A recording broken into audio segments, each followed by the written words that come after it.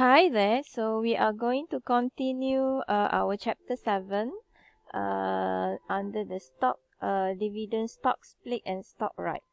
So right now we are going to our first valuations, iaitu calculation part yang pertama, which is valuations of stock dividends. Okay. So I'm going to make it this bigger. Okay. So this is the example which I have taken from the past year's questions. You can check this kind of questions in your textbook. Okay, example 1 for our calculation of stock dividends. Okay, the following is an extract of the balance sheet of Seri Bina Company. So this is the extract from a balance sheet of Seri Bina Company. So this is a kind of summarize from the balance sheet. Okay, so it have common shares at RM2 par value of 5 millions, premiums of 10 millions, retained earnings of 20 millions, and total net worth of 35 millions. The company is considering giving 20% stock dividends to its shareholders, and the current market price of the share is RM8. Show the effect of the balance sheet after providing stock dividend. So you have to show the effect of the balance sheet after we do some changes, okay, on the amount of these common shares and premiums and also retained earning and so on. So kita kena buat sedikit perubahan lah terhadap jumlah common share dan sebagainya. Disebabkan kenapa? Why? Because company now considering giving 20% stock dividends to its shareholders. Bermakna jumlah share yang ada di sini mungkin akan bertambah. Okay, jadi kita akan kira yang baru. Okay, step 1 adalah untuk answer these questions, if they ask you to show the effect on the balance sheet after providing the stock dividend, okay. So the first step adalah calculate the number of shares outstanding. So kita kena tahu jumlah share yang ada di dalam syarikat. So it's not given in exactly. So you have to calculate, alright. So noted that for stock dividend, par value is unchanged. Okay, so kita kena ingat untuk stock dividend, walaupun setelah stock dividend diumumkan, par value common share tersebut adalah kekal sama, tidak berubah. So it's stated over here sebanyak RM2 ringgit. So let's take a look. Kita cari dulu, the first thing is to find out the number of shares, iaitu mencari jumlah unit share yang ada. So how? We have to use this total book value of common share, CS referring to common share. So total book value of the common share we divide by the par value. So what is the total book value? It's stated over here that these common shares are amounted to RM5 million. So this is the total book value. So bear in your mind, total book value adalah jumlah share dalam RM atau dalam bentuk ringgit Malaysia ataupun dalam bentuk ringgit atau mata wang. Okay? Total book value adalah jumlah share dalam bentuk ringgit Malaysia. Okay? Bukan dalam bentuk unit tetapi dalam bentuk RM. Jumlahnya berapa ringgit. Okay? The whole share lah, the whole share of the companies. Okay, so that is what we call total book value of the common share, which is stated over here sebanyak 5 million. Okay, so just divide it by its par value. Bahagi saja dengan par value dia, which is RM5 million. Kita bahagi dengan RM2. So how much we will get? Okay, 5 over 2. So you will get 2.5 millions of shares. You nak buat macam ni pun boleh. 2 2,500,000 shares. Okay. Okay, so this is the answer. 2,500,000. Ataupun you tak nak buat, you buat macam ni pun boleh, 2.5 million. Okay, shares. As long as you understand lah. Okay, 2.5 million. Right? But normally I'll use the same what we call figure. Saya lebih suka guna figure. Okay. It's easier. 2,500,000. Okay.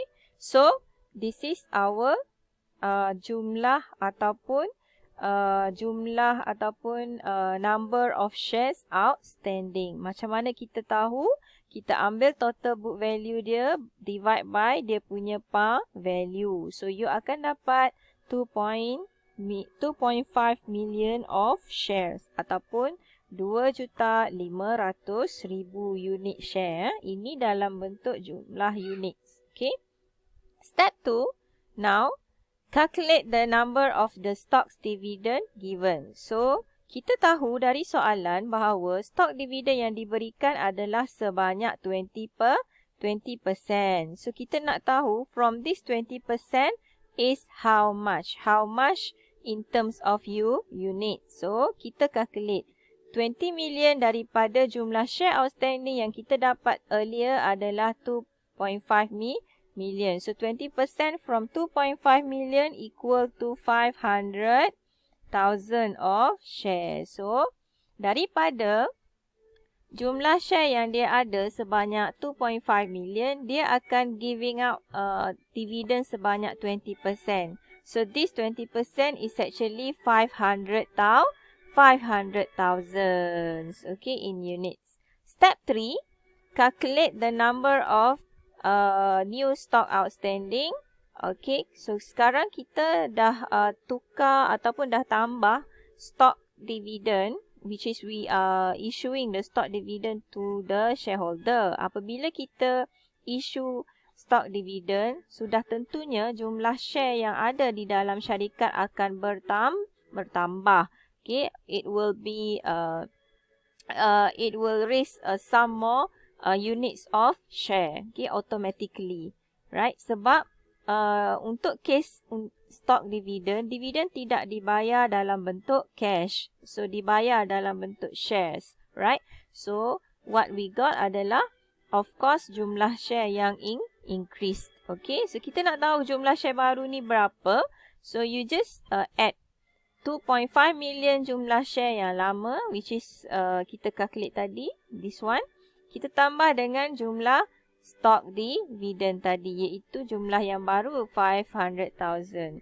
So overall, all together, you punya share adalah 3 million shares. 3 million shares ataupun you boleh jawab sebagai 3 million unit, sama sahaja. Okay, so this is your answer. Right. So, not done yet. Masih belum selesai. Kita cuma mencari jumlah-jumlah. So, the questions ask you to show the effect on the balance sheet after providing the stock dividend. So, let's take a look.